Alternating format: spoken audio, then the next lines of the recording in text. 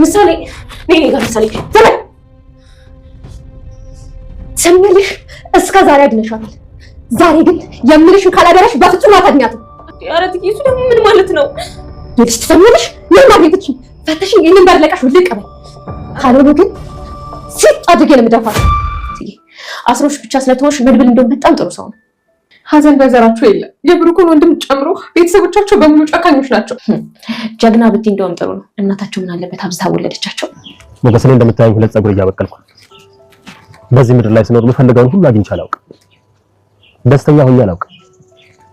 ፍቅረኛ የለኝ፣ ሚስት የለኝ፣ ልጅ የለኝ። ማህሌት ስለ ብሩክ ምን ብለሽ ታውቃለች? አይ ምንም ነግረኛ አታውቅም። ቤቱ እንዳልተሸጠ አልነገረችሽም? እሱን እንኳን ነግረኛለች። እና ለምንድን ነው ምንም አልነገረችኝም? በዚህ አይነት በጣም ብዙ የደበቅሽ ነገር አለ ማለት ነው። እኔ ምንም አላውቅም። በቃ ተወኝ። እኔ አያገባኝም። አያገባኝም ትያለሽ እንዴ? በደንብ ነው የሚያገባሽ። በዚህ 2 ቀን ውስጥ የት እንዳለች ምን እንደሆነች ካልነገርሽ ምን እንደማደርግሽ በደንብ ታውቂያለሽ። ማህሌት በምሳሌ አስፈራርታ መለጠች። ዝና ታገተ። ብሩክ ያለበትን ቦታ ታወቀ። ሰላም ሰላም፣ ውድና የተወደዳችሁ ውድ ቤተሰቦች እንደምን አላችሁ? በያላችሁበት የዓለም ዳርቻ ሰላማችሁ በዘት ተረፍ ይበል እያልን ዛሬም በአዲስ መተናል። በቅንነት ላይክ፣ ሼር፣ ሰብስክራይብ እያረጋችሁ ቤተሰብ ታረጉን ዘንድ በትህትና እንጠይቃለን። ቤተሰብ ላረጋችሁን ሁሉ ከልብ እናመሰግናለን።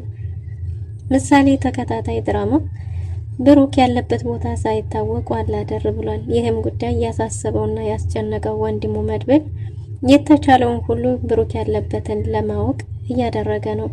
እናም የመጀመሪያ እርምጃው እንግዲህ ከኤፍራታ ጀምሮ ከኤፍራታ ያሉትን መረጃዎች በመሰብሰብ ከዛም አሁን ላይ ደግሞ ማህሌትን በማገት ብሩክ ያለበትን ቦታ ማወቅ ችሏል።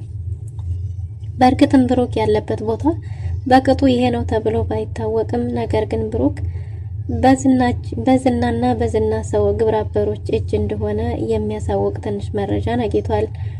ማህሌት ከታገተች ጀምሮ እስካሁን ባለው ያን ያህል አጥጋቢ መረጃ ባሰጥም ነገር ግን ዝና ከሌሎች ሰዎች ጋር እንደሚሰራና ስለ ብሩክም የሚያውቀው ነገር እንዳለ ብሩክ ከዚህ በኋላ አይመጣም ብሎኛ ቃል ብላ ለመድብል ተናግራለች። እና ማህሌትን መድብል አስሮ በተዋባት ቦታ ላይ ቅድስት ምግብ እያበላቻት ነበር። እና ቅድስትን እግሯን እንዲፈታላት ብትጠይቃትም ቅድስት ምግቡንም ቢሆን የሰጠውሽ እኔ ስለሆንኩ እንጂ ይህን የሚያሰረሽ መድብል ነው፣ መድብል እስከሚመጣ ድረስ መጠበቅ ግዴታሽ ነው ብላት ነበር። እነሷም እባክሽ ቅድስትዬ እኔ ላንቺ ክፉ ነኝ ወይ ብትላትም እናም እንግዲህ ለሷ መልካም አርጊያለሁ ብላ የምትመነዝረው አንድ እንኳን መልካም ስራ አጣለች። ማለት ሰው የዘራው ነው ያው የራሱን ያረገውን አይደል ምላሽ የሚገለበጠው። እናም የትኛው መልካም ስራሽ የቱን ነገርሽ? እኔ እኮ ትናንት አሰሬ ስለነበር ዛሬም ክብርሽን አላወረድኩም እትዬ ብዬ እየጠራሁሽ ነው። በዛ ላይ ደግሞ ይኸው ምግብ አምጥቼልሻለሁ ምግቡን ከበላሽ ብዬ ብትላትም እኔ ላንቺ ምን ነው ክፉ ቅባት ምናምን አልገዛሁልሽም ስትላት አየሽ አንድ መልካም ስራ አጣሽ። አንቺ አሁን ላይ እየሆንሻለሹ ትናንት በእኔና በሌሎችም ላይ ስታደርጊው የነበረ ነው። አንድም እንኳን መልካም ስራ የለሽም። ሁሉም ነገርሽ በክፋት የተሞላ ነው። አሁንም እንኳን እዚህ ቦታ ላይ ሆነሽ አንቺ ምንም መልካምነት እንኳን እንደው አትማሪም ብትላትም እሷም እዚህ ቦታ ላይ እንደማትቆይና ነገ ከነገ ወዲያ ከዚህ ቦታ ላይ ወጣ መልሳ ልክ እንደ ድሮ ማረግ የምትፈልገውን ሁሉ እንደምታረግ ከማህሌት ምንም ነገር እንደማያመልጣት ዛሬ አልፎ ነገ ደግሞ ሌላ ቀን ሆኖ መልሳ ወደዚሁ ወደ ተንኮሎ ወደ ክፋቷ እንደምትመለስ በእርግጠኝነት እየነገረቻት ነበር። እናም ቅድስትን እሰራልሻለሁ እገልሻለሁ ስትላት እንደዛማ ከሆነ እሺ መልካምነት ላንቺ ካልታየሽ ብላ ምግቡን ይዛ ስትሄድ ርቦኛል እያለች እየጮኸች ነበር። ከዛም ምሳሌና ቅድስት አንድ ላይ ሆነው ማህሌት እየጮኸች ነበር። ክፈቱልኝ ንፍቱኝ እያለች ስትጮህ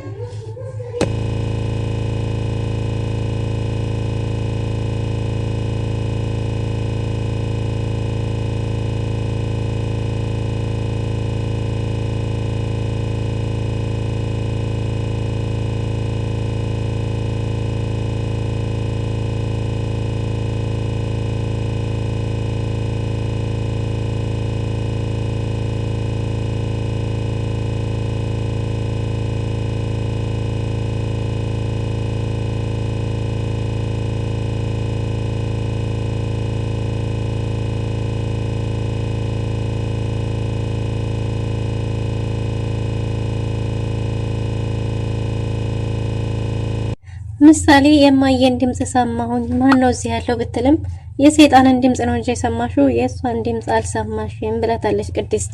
እንዴ ሰይጣን ደግሞ ይጣራል እንዴ እሷን ድምጽ አስመስሎ ብትላትም አዎ አንዳንድ ጊዜ የሰይጣን የሞት ሰዎችን የመሰለ ድምጽ ይመጣል፣ ስለዚህ አሁን አልሰማሽም እንደዛ ነው የሚሆነው ብላ ምሳሌን ድምጹን እንዳታስተጋባ መልሳ በወሬ ይዛት አባብላ አስተኝታት ነበር። ቅድስትና ምሳሌ አንድ ላይ በተኙበት እንግዲህ ቀድማ ምሳሌ ነቅታለች ማለት ነው። ማህሌትም እየለፈለፈች ነው። በሌላ በኩል ዝና ማህሌት ብሩክ ሰዎች እጅ መግባት የለባትም እና መድብል እሷን ማግኘት የለበትም። መድብል እሷን አገኛት ማለት ከሷ አንደበት መጥፎ ነገር ስለኔ ተናገረች ማለት ከባድ ወንጀል ውስጥ ነው የምገባው የሚል ስጋት አድሮበታል። እናም ኤፍራታን እንገናኝ ብሏት ነበር። ኤፍራታን እሺ ብላ ከተገናኙ በኋላ ስለ ማህሌት እየጠየቃት ነበር። ምናልባትም ሌላ ህይወት ጀምራ ይሆናል፣ ከብሩክ ጋር ተፋታ ይሆናል እኮ ተብሩክ ጋር ተፋታለች እኮ፣ ስለዚህ ምናልባት ወንድ ጋር ወይ ምናምን ሆናም ሊሆን ይችላል እያለች ነበር። እንኳንም አይደለም ቀርቶ ከወንድ ጋር መጀናጀን ለምታነፍሰው ትንፋሿ ራሱን የማስፈቅድ ይኖርባታል። ለእርምጃዋ ለእያንዳንዱ እኔ ማወቅ አለብኝ፣ እኔ ሳላቅ ምንም ነገር ልታረግ አትችልም፣ እንደዛም ካደረገች ዋጋ ትከፍላለች እያለ ነበር። እና ታዲያ እነ ብሩክ ቤት ሄዳ ምንም ሊገጥማት አይችልም፣ ምን ትሆናለች? ምናልባት መድብልም ደግሞ ከኔ ጋር ነበር የነበረው እያለች ነበር ኤፍራታ። መድብልን ለምን አገኘሽው? እንዴት ተገናኛችሁ? እያለ እየጠየቃት ነበረ። እሷም አጋጣሚ እንደሆነ እንጂ ስልኩ ምንም እንደሌላት ተናግራለች። ዝናም እሷ መጥፎ ሁኔታ ላይ እንዳትሆን ትጸልይ፣ በተለይ ከወንድ ጋርም ሌላ ፍቅረኛ ምናምን ይዛም ከሆነ ትጸልይ፣ ምንም ነገር ከኔ ሳታስፈቅድ እንዲህ ማድረግ አትችልም እያለ ነበር። ወይ ለፖሊስ እናሳውቅ እንዴ ስትል ኤፍራታ እንዴት እንደዛ ታያለሽ ብሎ ጉሮሮዋ ላይ ቆሟል። በጭራሽ ፖሊስ ምንም ነገር ማወቅ የለበትም እያለ ነው ዝና። በጉዳዩ ፖሊስ መግባት የለበትም፣ ፖሊስ ከገባበት እሱ ራሱ ሌላ ወንጀለኛ ስለሆነ በወንጀሉ ተጠርጣሪ ስለሚሆን ያው እንግዲህ ለራሱ ሰግቶ ነው የሚሆነው። መድብል አሁን ላይ እርምጃችንን ከፍ ማድረግ አለብን ብሎታል ለሞገስ። ሞገስም ምን ማድረግ አስበህ ነው ቢለውም አሁን ደግሞ ሁለተኛ መታገት ያለበት ዝና ማገት እንዳለበት ሲነግረው እንዴ ያወቅከው አይመስለኝም ዝና እኮ ነው ቢለውም እና ዝና ቢሆንም እሱን ለማገት እጅግ በጣም ቀላል ነው፣ ግልፍተኛ ነው፣ ቶሎ ተናዳጅ ነው። ስለዚህ እሱን ማገት ለኛ በጣም ቀላል ነው።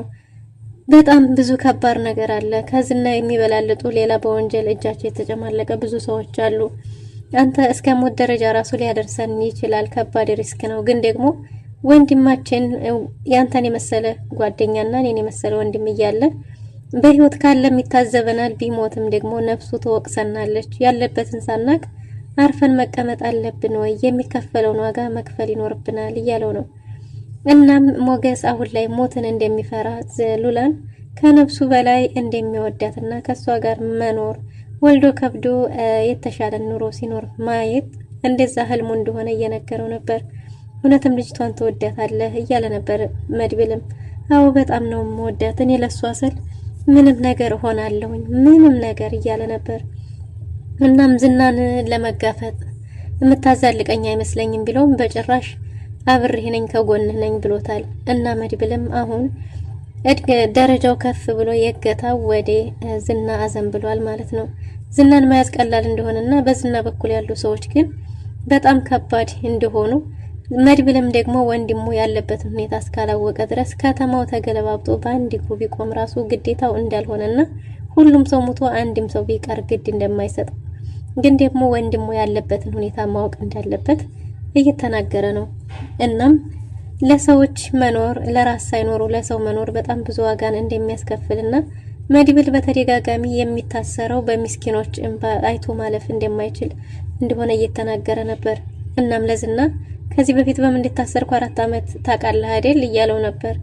ያወቃለሁ ቢለውም ገበያ ላይ አንድ ትልቅ ሰው የህግ አካል ነኝ የሚል ደንብ ከደብድቧቸው ከዛም ደግሞ ገፍትሮ ሲጥላቸው እሱን አይቼ ምን አሻኝ ብዬ እንደሌላው ሰው ማለፍ ስላልቻልኩኝ ህግ ተላልፈሃል በሚል ነው የሰውየውን አይን ባጠፋውም ግን ደግሞ ህግ ተላልፈሃል በሚል ይሄው 4 አመት ሙሉ ወደኋላ ከእድሜ ተቀንሷል። ከዛ ስወጣ ግን የራሴ ህይወት ይኖረኛል፣ ፍቅረኛ ይኖረኛል፣ ከዛም አገባለሁ፣ ልጅ ይኖረኛል ብዬ ነበር። እስቲ አሁን ተመልከተኝ። ወንድሜ ደግሞ ያልተጠበቀ ከባድ ችግር ውስጥ ገብቶ ጠበቀኝ።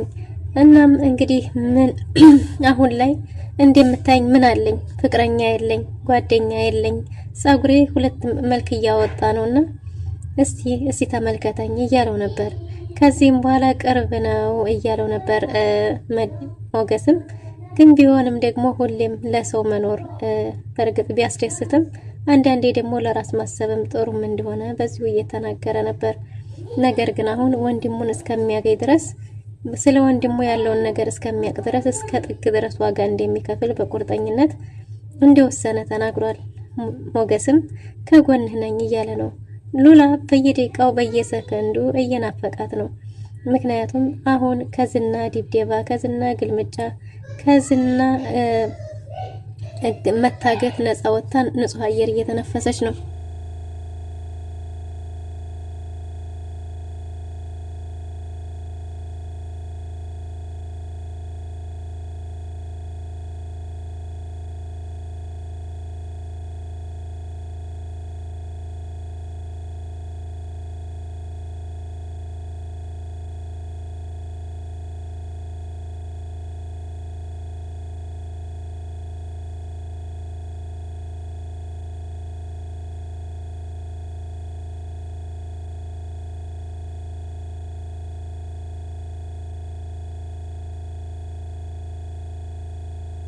እና ሉላም ተናፍቀኛለህ፣ ካጠገቤ ስትርቅ አልፈልግም። በዛ ላይ ደግሞ እንደዝና አታመናጭቀኝም፣ አታዋርደኝም፣ አታንቋሽሸኝም እያለች ትገኛለች። እሱም ደግሞ የጓደኛው ነገር እንዳሳሰበውና እንዳስጨነቀው ቢነግራትም ዝና መድብል ደግሞ ዝናን እናግት እያለ ነው። በከባድ ወንጀለኞችን በዝና በኩል አሉ እያለ ስለ ስራው ከባድነት ስለገታው ቢወራም ለሱ ለብሩክ ወንድሙ አለለት። ወንድሙ ይፈልገው አንተ ከእንደዚህ አይነቱ ጥንቀት ራስህን አውጣ ብለው ነበር።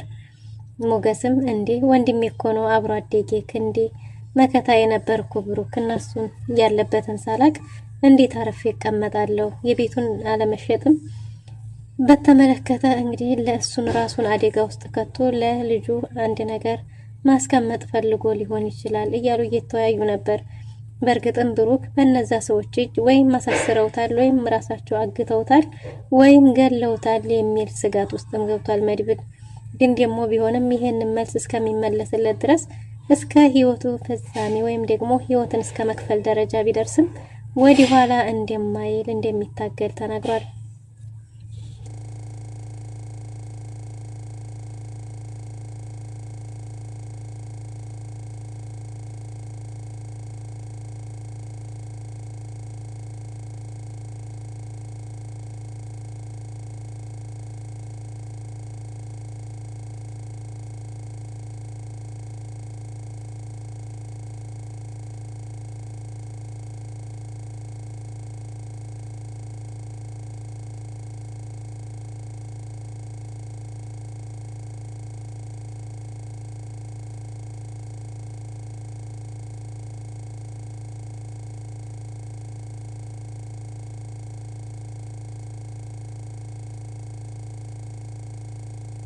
ዝናም የማህሌት መጥፋት ከባድ ጭንቀት ፈጥሮበታል። ይሄም ምንድነው?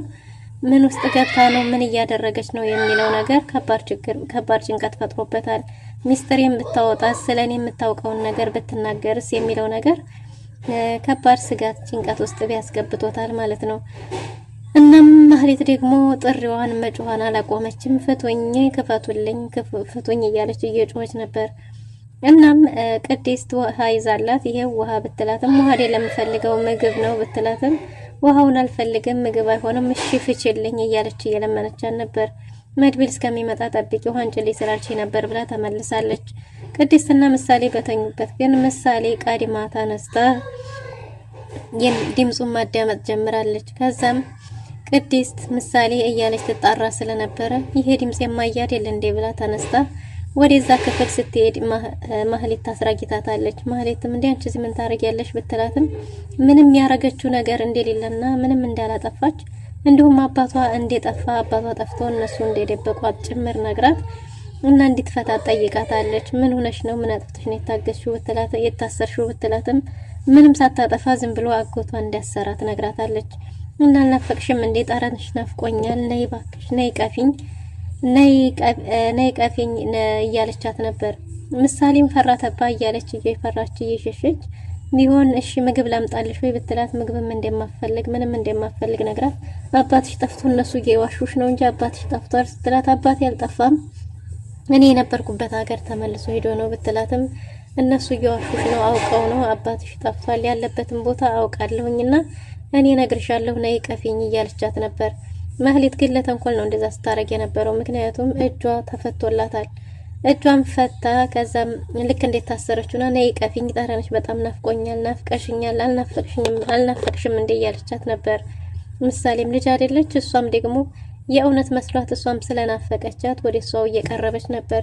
ነይ ቀፊኛ ደከመኝ እኮ እያለች ስትላት ሄዳ ስታቅፋት ጉሮሯን አንቃታለች። ቅድስትም ከእንቅልፏ ነቅታ ስትገላበጥ ጎኗ ምሳሌን ስታጣት እየተጣራች ወደዛ ክፍል ስትሄድ ይዛጊታታለች። እግሯን ፈታ የማትለቃት ከሆነ ምሳሌን አንቃ እንደምትገላት ምሳሌን ጉሮሯን ይዛ እያስፈራረቻት ነው። ቅድስት ምን ማድረግ ይኖርባት ይሆን? ወደ ፖሊስ ትደውላለች ወይስ ደግሞ እንዳለችው ቅድስት ማህሌትን ፈታ ትለቃታለች? ምን ሊፈጠር ይችል ይሆን የሚለውን በቀጣይ ዘን ምን መጣ ይሆናል። ለዛሬ የነበረን ቆይታ ይመስል ነበር። መልካም ጊዜ